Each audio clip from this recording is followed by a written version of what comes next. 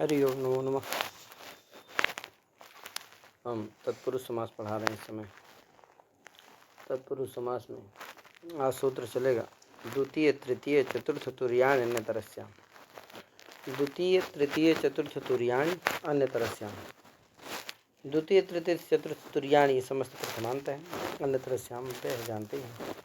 द्वितीयं च तृतीयं च चतुर्थश्च और तुर्यं च इति द्वितीय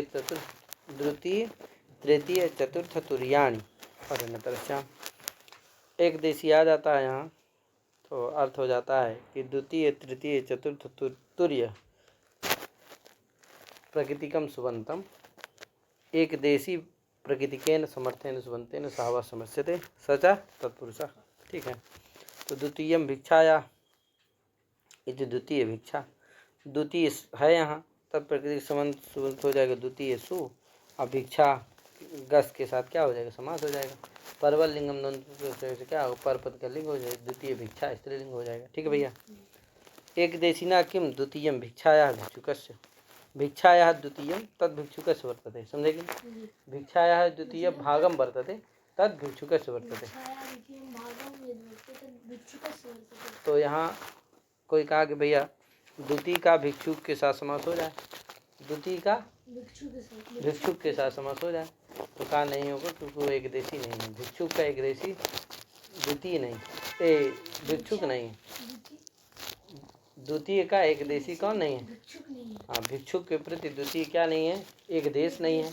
और द्वितीय के प्रति भिक्षुक एक देशी नहीं।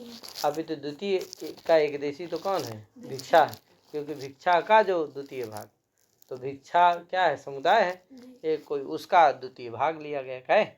जैसे पिपली था वहाँ पिपली का अर्ध भाग, उसी तरह से यहाँ भिक्षा का द्वितीय भाग। तो भिक्षा का वो एक देश है, द्वितीय के प्रति भिक्षा एक देशी है, द्वितीय का भिक्षुक एक देशी नहीं है। इसीलिए क्या नहीं होता है यहाँ समास नहीं होता है, एक देशी रखते हैं इसीलिए। ठीक है, तो द्वितीयम भिक्षाया भिक्षुकस्य है कि नहीं।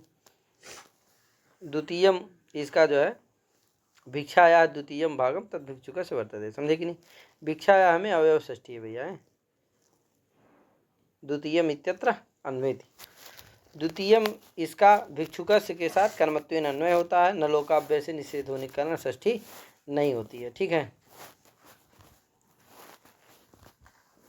कोई कहा भैया ये बताइए सूत्र में अन्यतरस्याम क्यों रखे हैं? क्योंकि महाविभाषा का अधिकार होता है तो विकल्प सिद्ध ही है। पुनः अन्यतरस्याम ग्रहणम किमर्थम? कहा भैया इसलिए जिससे आपका वो वाला नियम न लगे। पीछे आप उसमें नियम करके आए, पारे मध्य षष्ठ्यावा से किए हैं, वहाँ भी वाग्रहण था ना, तो उससे व्यर्थ हो गया था। वही ज्ञापन किया था कि अपवादेन मुक्ते एक देश प्रकरण है, अपवादेन मुक्ते उत्सर्ग न प्रवर्तते। तो अपवाद के द्वारा मुक्त हो जाएगा तो एक देश माने अपवाद से मुक्त उत्सर्ग नहीं प्रवृत्त होगा। तो यहाँ पर भी ये समास होगा। इसके बाद जब ये समास नहीं होगा तो षष्ठी समास नहीं हो पाएगा। षष्ठी समास भी हो जाए इसीलिए क्या रखा गया है, अन्यतरस्याम रखा गया। कोई कहा भैया अगर इससे मुक्त रहेगा तो षष्ठी समास हो ही नहीं पाएगा, पूर्ण गुण से निषेध हो जाएगा। कहा उसका भी ये बात अन्यतरस्याम ग्रहण सामस्या षष्ठी सूत्र उसका बात कर देगा। किसका? पूर्ण गुण का। क्योंकि अगर नहीं करेगा तो फिर व्यर्थ हो जाएगा। कौन? नहीं, अन्यतरस्याम ग्रहण। अरे अन्यतरस्याम इसीलिए किए कि जिससे इससे मुक्त हो जाए तो क्या हो जाए, सो जाए। अब होगा नहीं, पूर्ण गुण से निषेध हो जाए, फिर से अन्यतरस्याम क्या हो जाएगा, व्यर्थ। तो फिर से क्या ज्ञापन करेगा, पूर्ण गुण का भी बात कर देता है।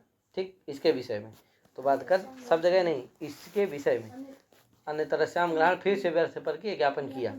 ठीक है, क्योंकि आवत बिना नचारितार्थम तावत मया ज्ञापते, तावत ज्ञापन करेगा तो हो जाएगा, जिससे पूर्ण गुण निषेध नहीं लगेगा और षष्ठी समास भी हो जाएगा। तो द्वितीयम भिक्षाया की जगह क्या बनेगा, भिक्षा द्वितीयम। भिक्षा, हाँ, षष्ठ्यंत का पूर्व प्रयोग हो जाएगा तो भिक्षा द्वितीयम जब षष्ठी समास होगा तो। ठीक है, इति एक देशी समास निरूपण। इस तरह से एक देशी समास का यहाँ से निरूपण हो जाता है। आगे सूत्र है प्राप्तापन्ने च द्वितीयया।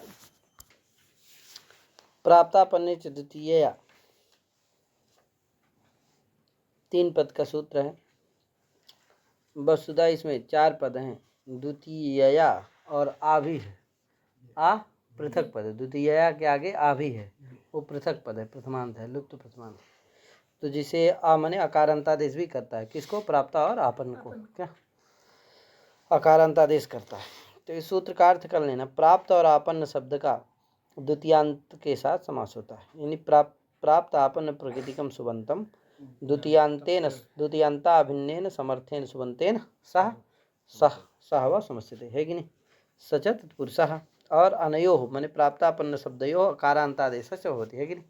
अकारांतादेशस्य भवति। तो प्राप्तो जीविकाम, प्राप्त जीविका यहाँ समास हो गया। प्राप्त जीविका अम समास हो गया। प्राप्त अच्छा प्राप्त समास हो जाएगा तो प्राप्त का ही पूर्व प्रयोग होगा। सूत्र में प्राप्तापन्ने ये प्रथमांत है, प्राप्तंच आपन्नश्च आपन्नंच इति प्राप्तापन्ने नपुंसकलिंग है, प्राप्तापन्ने द्वितीयांत है ना, माने दो वचन का है ना, प्राप्तम च आपन्नं च इति प्राप्तापन्ने, तो प्राप्तापन्न का ही पूर्व प्रयोग होगा है। तो प्राप्त जीविका आपन्न जीविका, प्राप्त जीविका और प्राप्त जीविकाम इति प्राप्ता जीविकाम इति प्राप्त जीविका, जीविका था उसको रस हो गया कुछ, प्राप्त जीविका बन गया है। इसी तरह आपन्न जीविका बन जाएगा। कोई कहा भैया चकार क्यों किए, तो कहा चकार द्वितीय समास का समुच्चय करने के लिए चकार रखेगी। पक्ष में क्या हो जाए, द्वितीय समास भी हो जाए, किससे? द्वितीयाश्रितातीत पतित गतात्यस्य प्राप्ता पन्ने, क्योंकि उस सूत्र में भी प्राप्त और आपन्न है ना, तो क्या हो जाए उससे द्वितीय समास भी हो जाए। इसी के लिए क्या रखा गया, चकार रखा गया। तो द्वितीय समास भी हो जाएगा जब, तो द्वितीय समास जब होगा तो द्वितीयांत का पूर्व प्रयोग होगा। तो प्राप्ता जीविकाम इति जीविका प्राप्ता क्या बनेगा, प्राप्त है जीविका में जीविका प्राप्त, जीविका प्राप्ता और जीविका पन्ना क्या, ठीक है ना। इसीलिए देखो बनाया हुआ दो प्रयोग बनाया, प्राप्त हो जीविका में प्राप्त जीविका, जब विशेष समास हो गया तो प्राप्त का पूर्व प्रयोग होगा, प्राप्त जीविका बना, और जब द्वितीय समास हो गया तो जीविका प्राप्ता और आपन्न जीविका, नहीं तो जीविका पन्ना। कोई कहा भैया आकार का विधान करने का क्या मतलब रहा, क्योंकि प्राप्त जीविका यहाँ प्राप्त तो ह्रस्वांत ही है, उसको क्या हो गया फिर से आकार कर दोगे तो मतलब क्या निकला।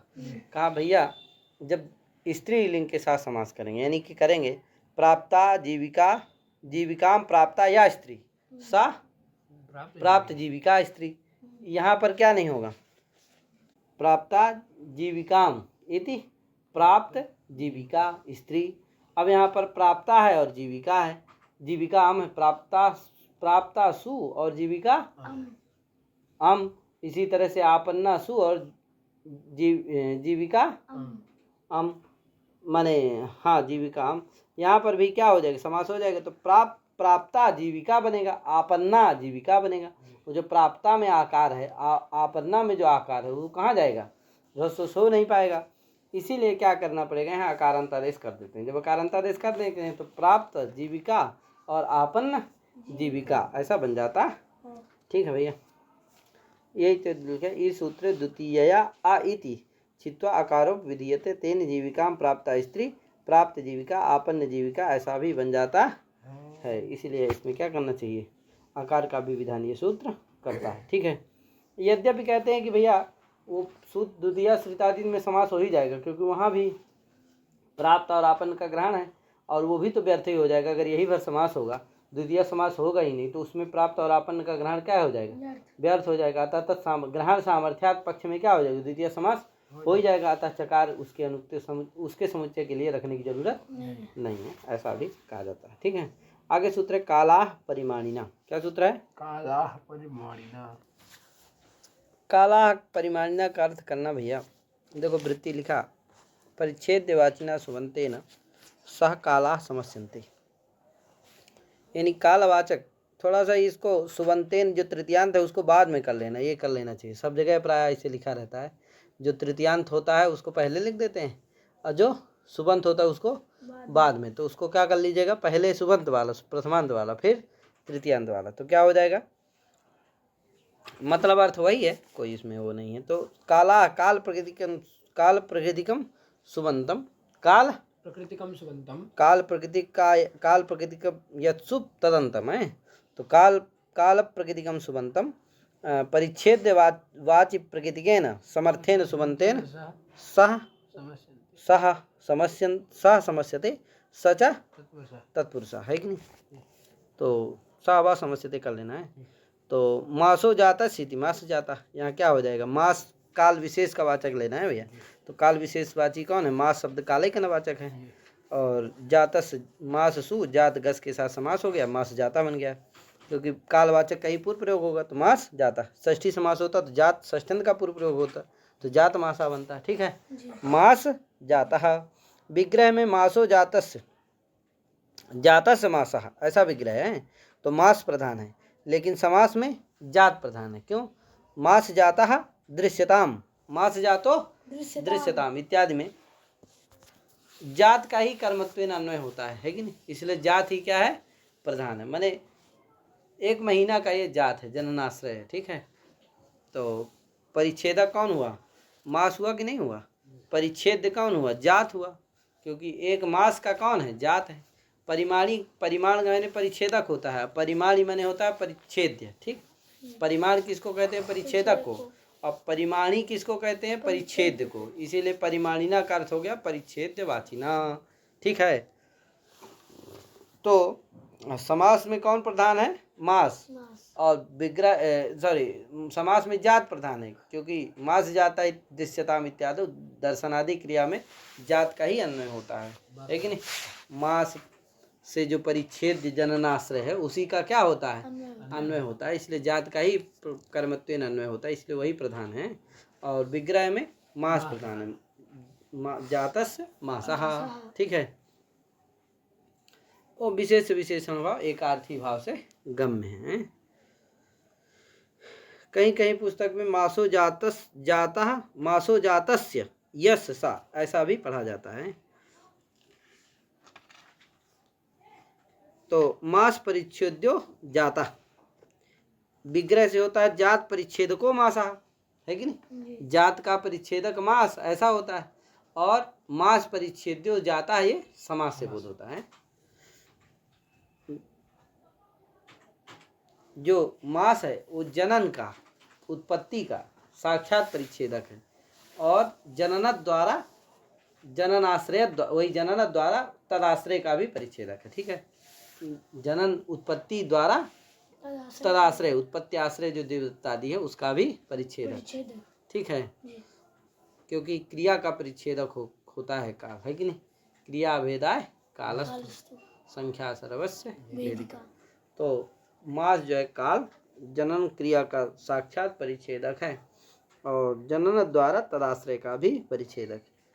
तो इससे बोध कर लेना, मास परिच्छेद्य जननाश्रयो देवदत्ता, ये शाब्द बोध हो जाएगा समास से। ठीक है, मास से परिच्छेद जो जनन उसका आश्रय कौन है, देवदत्त। मास से परिच्छेद जो उत्पत्ति तदाश्रय कौन है, देवदत्त। मास परिच्छेद उत्पत्ति आश्रय देवदत्ता, चाहे ये कहो, चाहे मास परिच्छेद जननाश्रय देवदत्ता, ये कहो। ठीक है, कोई कहा ये बताइए षष्ठी समास करोगे तो जात मासा बनेगा, जात का पूर्व प्रयोग हो जाएगा, क्या यार, जात मासा। कोई कहा षष्ठी समास कर लो भाई, वो बहुव्रीहि समास कर लो, मासो जातस्य यस सा मास जाता, कहे बहु, तो कहा नहीं, बहुव्रीहि समानाधिकरणानाम होती है कि नहीं, समानाधिकरणानाम बहुव्रीहि समासो होती। तो ये समानाधिकरण नहीं है, मास का दूसरा अर्थ है, जातस्य एक षष्ठ्यंत है, एक प्रथमांत है, समानाधिकरण नहीं है।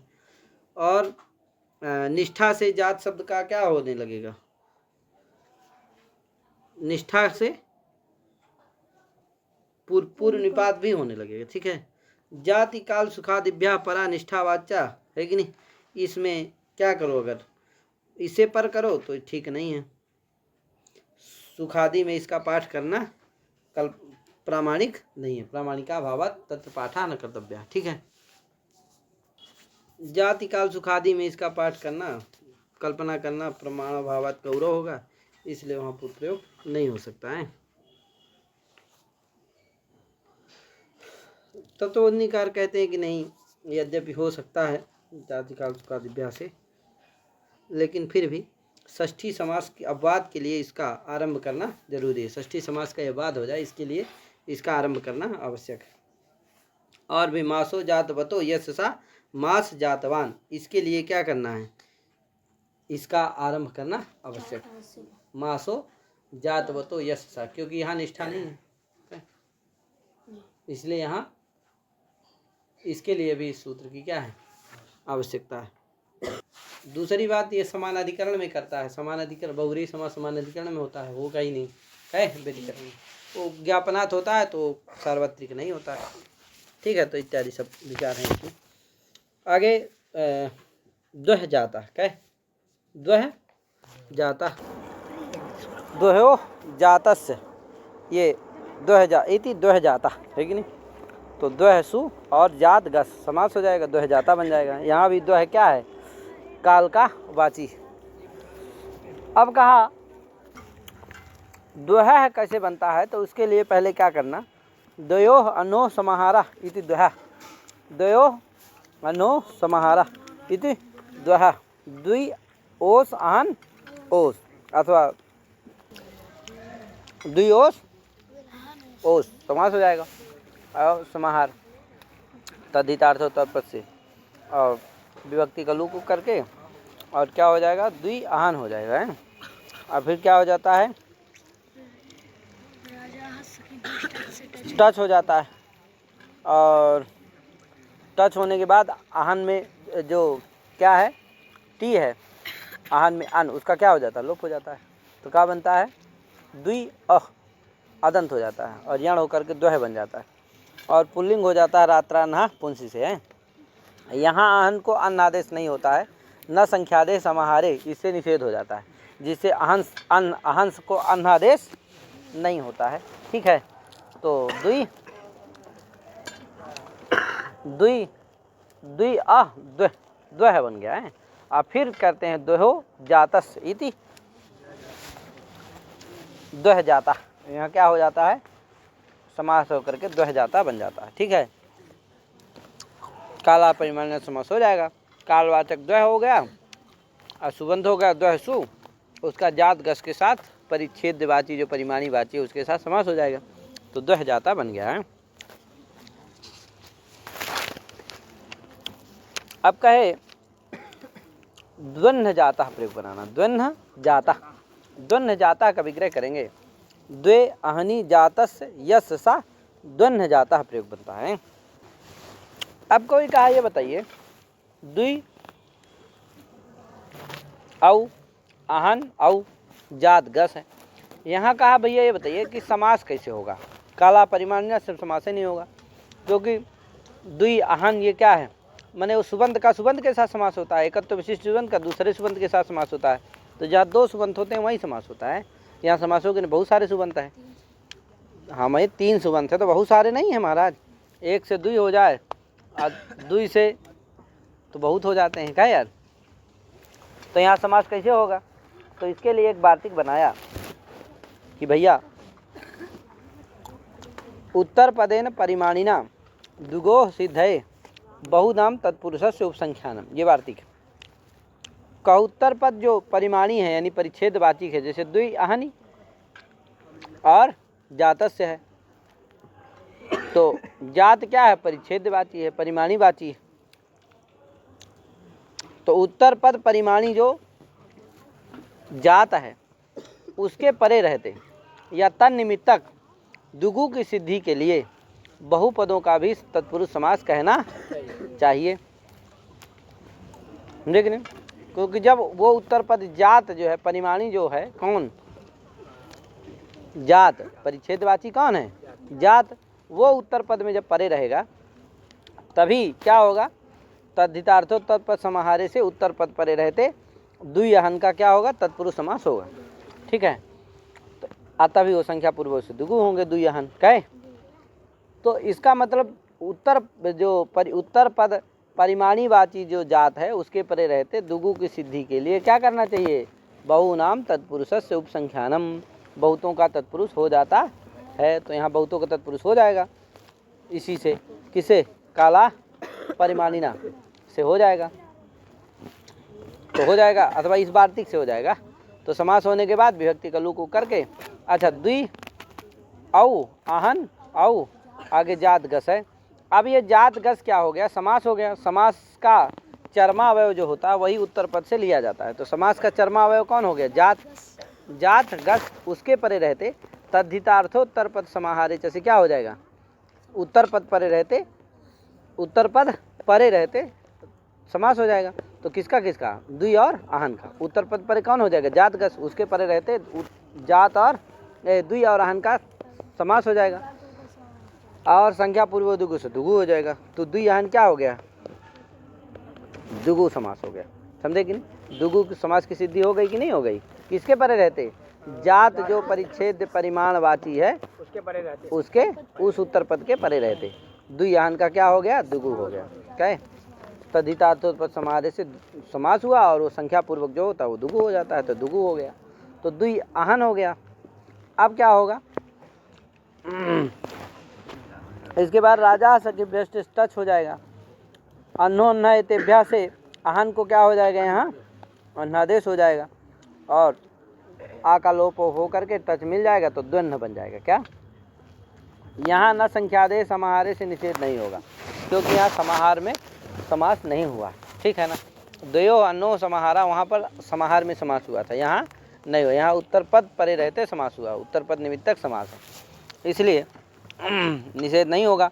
तो अन्नादेश होकर के द्वंद्व बन जाएगा और द्वंद्व जात गस विभक्ति को लुक सब करके क्या बन जाएगा, द्वंद्व जाता। ठीक है, तो इस तरह से द्वंद्व जाता बन जाता है। ठीक है, द्वयनि जातस्य यस्य सा द्वंद्व जाता, टच होकर के अन्योन्यतेभ्य इति वक्ष्यमाणो अन्नादेशः द्वंद्व जाता। पूर्वत्र तो न संख्यादेश समाहारे इति निषेधा।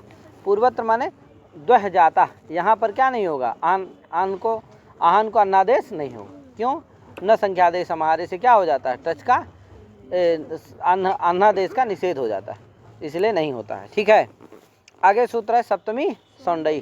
सूत्र क्या है, सौंडई। ये सूत्र क्या करता है, तो शुभ सुपा आ जाएगा तो पूर्वत इसका भी अर्थ हो जाएगा। जैसे षष्ठ्यंता भिन्नम सुबंतम करते थे उसे इसका अर्थ हो जाएगा सप्तम्यंता भिन्नम सुबंतम। सौंडादि गण है भैया, तो सप्तम्यंता भिन्नम सुबंतम सौंडादिगण पठित सौंदादिगण पठित शब्द प्रतीकैः समर्थैः सुबन्तैः सा वा समस्यते सचा तत्पुरुषा है कि नहीं। सप्तम्यंता भिन्नम सुबंतम सौंडादिगण पठित शब्द प्रतीकैः समर्थैः सुबन्तैः सा वा समस्यते सचा तत्पुरुषा। इस तरह से इसका अर्थ कर लेना। ठीक है, अब अक्षेषु सौंडः अक्ष सौंडः, यहाँ पर भी क्या हो जाएगा, अक्ष का अक्ष सुप, अक्ष सुप सौंड सु समास हो जाएगा, पूर्व प्रयोग हो जाएगा, अक्ष सौंड बन जाएगा और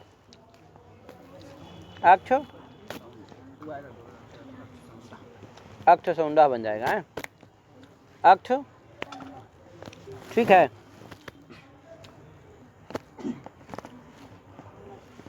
तो इस तरह से अक्ष सौंडा बना लेना है। आगे आदि शब्दोत्र पठ्यते का, सौंडादि गण में आदि शब्द का भी पाठ है। क्या, किसका पाठ है,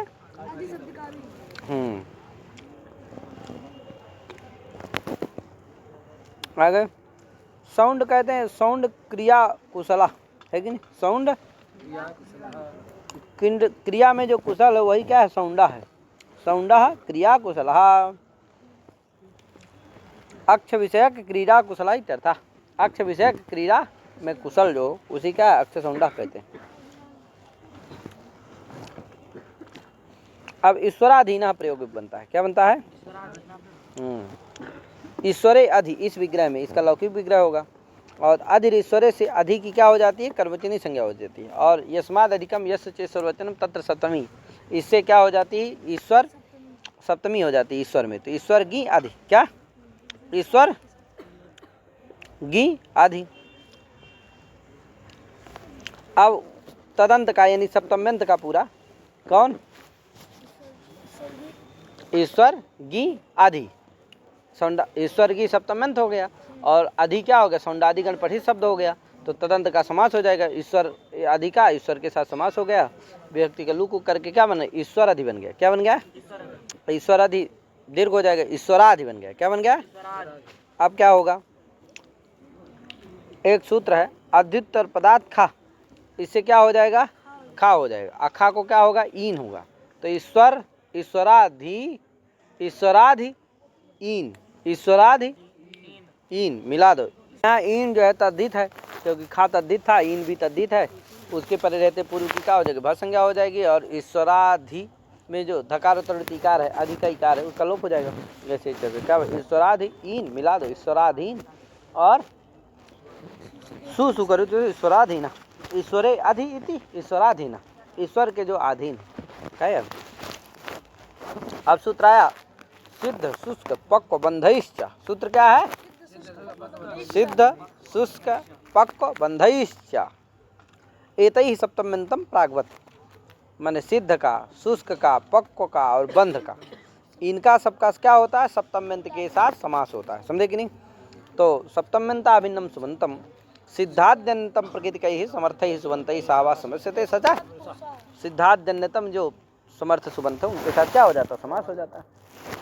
यानी सिद्ध शुष्क पक्व बंध कहे सांकास्य सिद्धा इति सांकास्य सिद्धा कहे। पहले सांकास्यम बनाना, संकासेन निवृत्तम नगरम सांकास्यम, और सांकास्य सिद्धा उत्पन्नः ज्ञातः वा इति सांकास्य सिद्धा। तो सांकास्य गी और सिद्ध सु, तो सिद्ध के साथ समास हो जाएगा। सिद्ध का मतलब ज्ञाता, निष्पन्ना, उत्पन्ना, ये सब अर्थ सिद्ध के। ठीक है। तो सांकास्य सिद्धा। आगे आतप शुष्कः आतपेन शुष्कः इति आतपे, हाँ आतपे सप्तम्यंत है, तो आतपे शुष्कः इति आतप शुष्कः समास हो जाएगा। स्थाल्याम पक्वा, स्थाली पक्वा, स्थाली में जो बना हो उसको स्थाली पक्वा ओदना। चक्रबंधा चक्रे बंधा, चक्रबंधा है कि नहीं, चक्र से, चक्र में जो बंधा हो वही क्या है, चक्रबंधा है। आतप पे शुष्का माने गर्मी से जो शुष्क हुआ हो, आतप से जो शुष्क हुआ हो क्या है, आतप शुष्का कहे। आगे चक्रबंधा सब जगह समास करके पूर्व प्रयोग कर देना। ठीक है। किसका, सप्तम्यंत का होगा है, ध्यान रखना। ऐसे स्थाली का हो गया, चक्र का हो गया, आतप का हो गया है। आगे ध्वांगछेड़, ये सब सिद्ध शुष्क आदि का सौंडादिकरण में पाठ नहीं है, इसलिए पूर्व से समास नहीं था, इसीलिए अलग से कहना पड़ा है। ध्वांगछेड़ छेपे, इसका अर्थ हो जाएगा सप्तम्यंताभिन्नम सुबंतम ध्वांक्षार्थवाचक प्रकृतिकेन समर्थेन सुबंतेन सावा समस्यते सचा। एक अर्थ याद कर लो तो बहुत सरल अर्थ हो जाएगा, आप आसानी से अन्य सूत्रों के अर्थों को आप जान सकते हो। ठीक है यार। शिवा, क्या नाम है तुम्हारा, शिवा, बस हो गया इतना, शिवा बन नाम, शिवा ही बहुत है। शिवा भवानी है, सर्वाणी सर्वमंगला, उमा कात्यायनी गौरी, काली हेम बाबा। हमारे लोग के फास्ट है, थोड़ा सा बोलिए सब बोल देते हैं क्या, दे दो। तो ध्वांश कहते हैं काक को है, और अर्थ में जोड़ लेना, छेपे भी जोड़ लेना है भैया, छेपे। तो क्या हो जाएगा, सप्तम्यंताभिन्नम सुबंतम ध्वांक्षार्थवाचक प्रकृतिकेन समर्थेन सुबंतेन सह वा समस्यते सच तत्पुरुषः छेपे गम्मे निंदा गम्मे। समझे कि नहीं। छेप माने निंदा, छेपो निंदा, छेप अर्थात निंदा अर्थ गम्यमान हो तो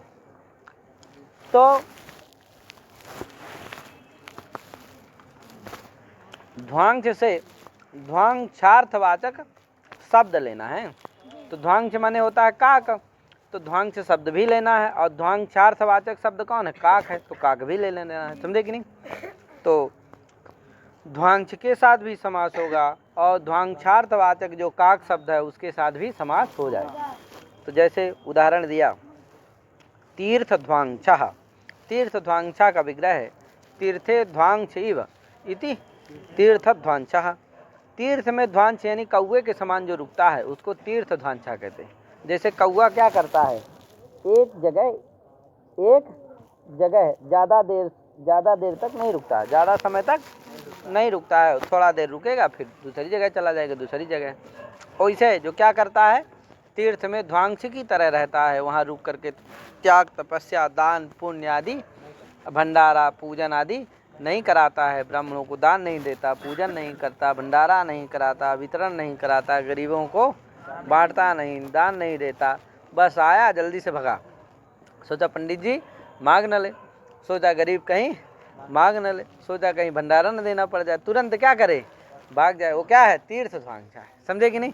तो तीर्थ ध्वांस ही इसे तीर्थ ध्वांसा है, यहाँ क्या हो जाएगा, तीर्थ की ध्वांसु समास हो जाएगा।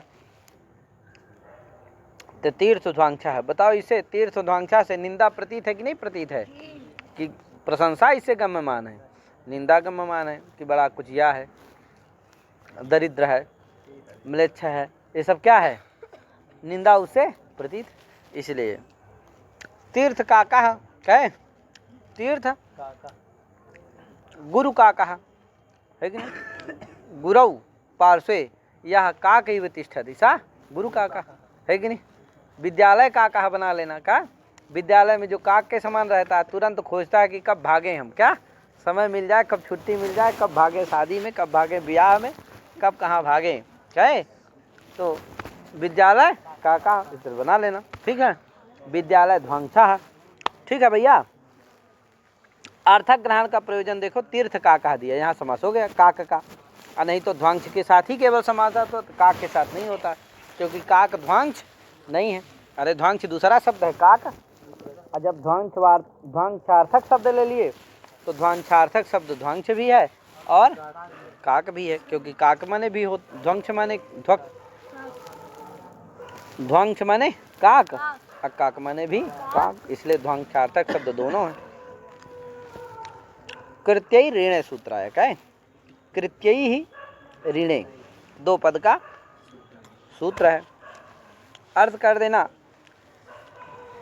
स्वप्तम मेंता भिन्नम सुबंतम, कृत्यई ही सा समस्यते। कृत्यई का मतलब है कृत्य प्रत्यांत प्रकृतिकैः समर्थैः सुबन्तैः सह वा समस्यते, सचा तत्पुरुषः ऋणे आवश्यके देय अर्थे प्रतीतौ, आवश्यके देय अर्थे प्रतीतौ। जैसे ऋण अगर किसी से ले लो ना, तो उसको क्या करना पड़ता है, देना पड़ता है, आवश्यक देना पड़ता है। क्या आप दो तो दो, नहीं तो पुत्र आदि क्या करेंगे, और नहीं तो बैंक वाले जमीनियाँ ले जाएंगे महाराज, क्या वो क्या है, आवश्यक दे। कितने सब महाराज अडानी सडानी अरे ले करके भाग रहे हैं, चोरी कर रहे हैं, क्या विदेश भाग गए, छिप रहे हैं, तब भी कुड़की हो रही संपत्ति की, ना जाने क्या क्या हुआ, क्या हालांकि अमीर बच जाते हैं, बेचारा गरीब जरूर क्या हो जाता है, बैंक वाले उसको पकड़ ले जाते हैं, जब उन्होंने बेचारे घर द्वार रहा उसकी कुड़की कर देते हैं। क्या अमीर क्या है, टापू सापू कहीं खरीद लिए, इतना भारत विश्व में क्या है, समुंदर के किनारे टापू सापू हैं, कहीं अपना क्या खरीद लिए, बसा लिए नगर, क्या है। तो अमीरों की समस्या नहीं है, सगला पैसा लूट के लग जाए, 100 करोड़ 1000 करोड़ क्या 5000 करोड़ पूरा, बताओ इतना पैसा लग चले जाते हैं, लाख लाख करोड़, अरे राम। चलो तो आवश्यक दे, समझ गए ना, नहीं जिसका लिए रहो तो डंडा कर देता है, देना ही पड़ता है उसका, क्या महाराज।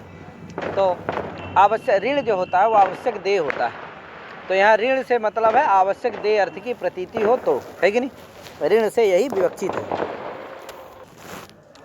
ऋणम आवश्यकोपलक्षणम इति भाष्यम, ऋण जो है आवश्यक में क्या है, उपलक्षण है, मानी आवश्यक का बोधक, ठीक है भैया। तो हो जाता है सूत्र का अर्थ, सामीप्याधिकरणत्वे सप्तमी, मासाव्यवहितोत्तर काले प्रत्यर्पणीयम ऋणम इत्यर्थः। अब देखो मासे देयम ऋणम, है कि नहीं, अब देयम क्या है, दा धातु से यत प्रत्यय अचो यत से यत हो जाता है, और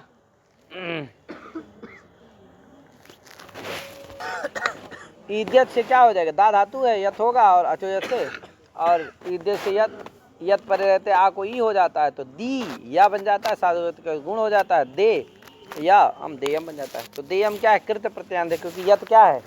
कृत प्रत्यय है। ठीक है, मासे देयम ऋणम का मतलब हो गया मास में अवश्य रूप से क्या करना है? ऋण को देना है।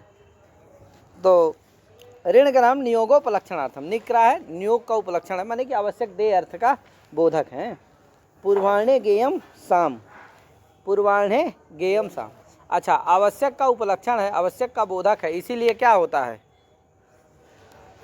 यहाँ पर पूर्वाण्य गेयम साम में क्या हो गया? देखो समास हो गया। पूर्वाण्य गेयम यहाँ पर भी क्या हो गया? समास हो गया। क्यों? पूर्वाण्य गेयम इति पूर्वाण्य गेयम, पूर्वाण्य गेयम इति पूर्वाण्य गेयम है। तत्पुरुषे गृह से सप्तमी का क्या हो जाता है? अलुक हो जाता है कि नहीं? गेयम में क्या होता है? यत प्रत्यय हो जाता है, गेयम बन जाता है।